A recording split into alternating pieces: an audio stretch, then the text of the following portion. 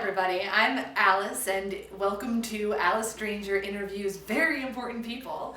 Today I have with me a wonderful, talented, and vivacious actress. I've got the lovely Leah Cevoli. Hi. Hi Leah, how are you? I'm good, Alice. Good. Thanks for having me on your couch. Oh, thanks. Thanks so much for being here.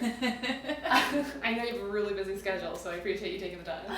Absolutely. Happy to help and be a part of Alice Stranger Interviews Very Important People. She's a very important person. And she's Alice Stranger. It's a true story.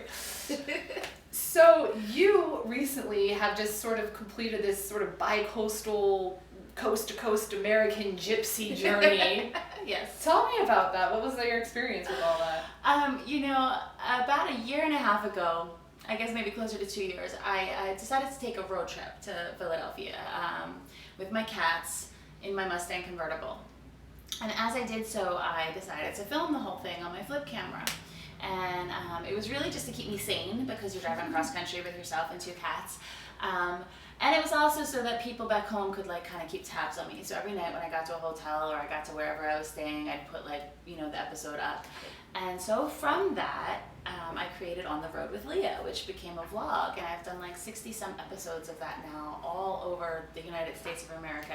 Mostly me in my car going like this. And then my little sister texts me and goes, "Stop filming in the car!" And her husband's a police officer, and he, exclamation point. And so the past 2 years, I had been spending a lot of time back and forth and had gotten to know, I'm from Philly originally, even though I've lived in LA for the past 14 years. Right out of college, I came to LA. And I started to kind of get into the Philadelphia acting scene and was speaking to SAG actors. And so last spring, I just took a leap of faith and I decided to give up my townhouse here in LA. It had just gotten to a point where I was like, you know what, it's time to move on. And I didn't want to get another roommate, and I just was like, you know what, putting in my notice and something will happen. God, the universe, spirit, whatever you believe will provide. And nothing really came up outside of a temporary 3-month job in Philly, and I went, okay. So I had a huge yard sale, put stuff in storage. I left one kitty cat here with a friend, and I took one kitty cat with me because he was sick and I didn't want to leave him behind, and he's 14.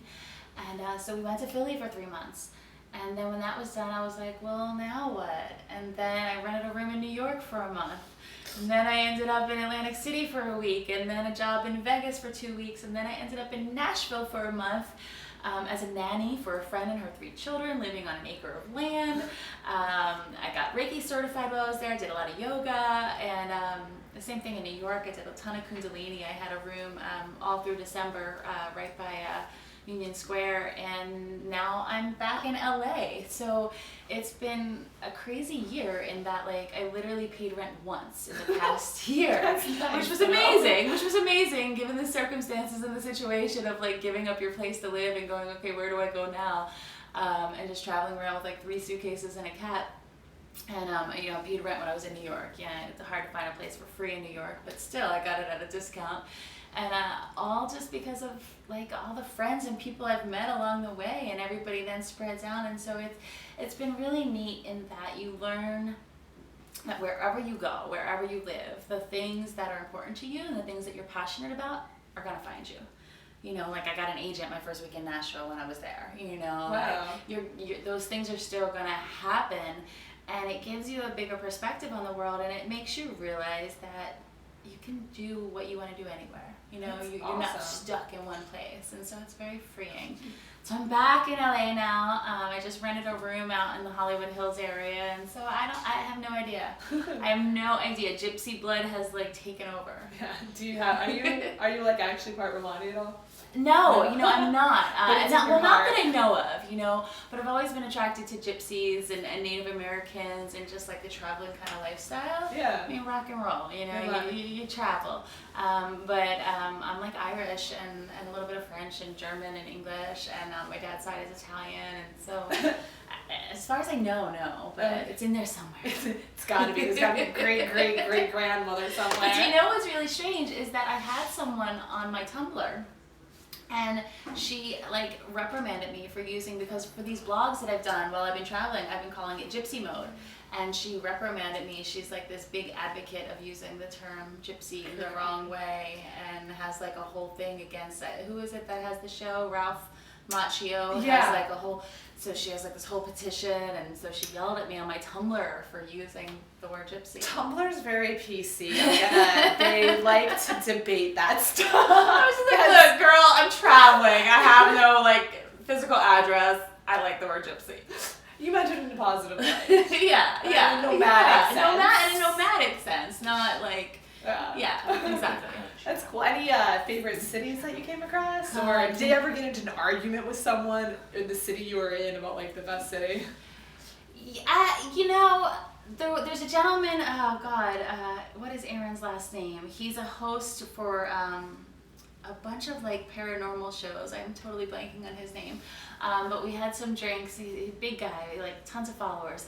Blanking on your name, Aaron. We had drinks in New York, and yes, we had the whole New York LA debate. And he's like, but you're here. And I'm like, yes, I know I'm here, but LA has blah, blah, blah, blah, blah. And he was like, no, New York, blah, blah, blah, blah. But Nashville like really grabbed my heart. I spent a month there. I had been there, I don't know, maybe 15 years ago, like for like a week or two on my way driving to LA for the very first time, and I knew I liked it.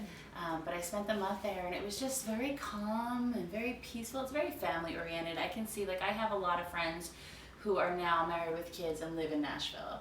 It's kind of like halfway, you know? Like, it's close enough if you need to get to LA, it's like a $200 flight. If you need to get to Philly, it's like a 15-hour drive, you know? And yet, it still has entertainment industry, and it still has the music industry, so it's kind of the best of both worlds, except Tennessee's a very red state, if you're political at all. I'm not red at all. I don't have an ounce of red in me. So I don't know. So it's a little Hannah Montana. A little bit. I mean, every channel is religious songs. Like every channel on the radio is about God. And it's funny though, because they slip it in. They really slip it in, because you're listening to the song and it sounds like it's this great like love song, and you're like, oh, what a pretty song. And the next thing you know, it's about God, and you're like, okay. Whatever. There's like a joke just changing Jesus to baby. Right? But I mean, yoga classes, Pilates classes, every class I took, they slipped it in there, which would never happen in LA. Like people would walk out if you brought religion into a yoga class. So you apparently really like music. I do. Do you have a favorite band? You know, it's funny. I don't have a new favorite band. I like kind of got stuck in like 1986. Nothing wrong with that. So I just continue to say that my favorite bands are Poison and Guns N' Roses, Bon Jovi, Cinderella, Skid Row, Slaughter, Warrant, Ozzy. I know exactly one Poison song. One? No, you don't. You know more than one. Do I? Okay, tell me the one you know. Is it? Oh gosh, Tell me the one you know. I hope Poison wrote it now. Tell me the one you know. Talk Dirty to Me? Yes. Okay, that is Poison. Now you also know Every Rose Has Its Thorn. I do know that song. Yes, you do. You probably know Unskinny Bop.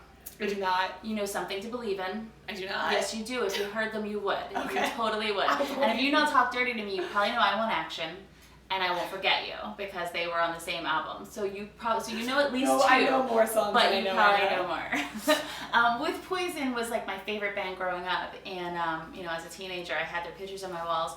And then before I moved to LA, actually in 1998, I got to tour with Poison. They did a reunion tour. And I mean, you've seen like, Almost Famous or like Forrest Gump when Jenny goes off with, okay, so great story. I'm on tour with Poison for 2 months. It was basically like a big internship. Like I'm like, 24 years old, just out of college, and like I'm on the road with my favorite rock band, helping out with the fan club. And this was back before all the reality shows, back before The Apprentice and Donald Trump, and Brett Michaels was probably one of the first rock and roll guys that did like a fan club. And so my job was to make sure that if you were part of the fan club, you would email us to tell us you were coming to that show, like you knew where the little after party was. And I'm in Kansas City, and I remember this so distinctly. I had cut off shorts on and a tie-dye t-shirt, and I had been taking a nap because it was going to be my turn to drive that night. I was riding with some of the merchandise people, and we were taking turns driving, like the minivan or whatever. And I got woken up by one of Poison's guys to go do something, and next thing I know, he's got me on stage, and Poison's playing. And I'm on stage looking out at the crowd, and there's like, 30,000-40,000 people. And my buddy that had pulled me out, his name's RV, he's like, the girl in the red, we need to get her. So I'm like, okay. So we literally jump off the stage. We grab this, during the concert, grab this girl and her friends, so we pull them aside, and he's like, stay with them, I'll be right back. So this girl, look at your face, right? So this girl is like, what's going on? What's going on? And I'm like, well, apparently somebody from the band spotted you and they like you, and I'm gonna hang here, and he's probably going back to get you some backstage passes or something. And they're like, oh my God, is it Brett? And I'm like, could be, I don't know, it could be anybody. And, you know, so he brings their passes, but I'm like waiting for them with these 3 girls until he comes back with their passes, and they went, you're like Jenny from Forrest Gump. And it was like the biggest compliment ever to me. Like, I love it. I was like, oh. And I've never forgotten it. And then I guess about a year ago, I ran into somebody who was like, really? Jenny from Forrest Gump? Oh. She used Forrest. She took advantage of Forrest. She left him. She didn't come back until she had no other choices. And I was like, oh, wow, way to ruin my... Thanks. See, that's a compliment. I love Jenny. You put some flowers in your hair, I see. Right? I see it. It's good. She was they were just both confused kids. Yeah. You know? It was a confusing time. It was. A And she confusing was a time. confused, abused girl. And Forrest was special. He was. He was. In many, many ways. Yeah.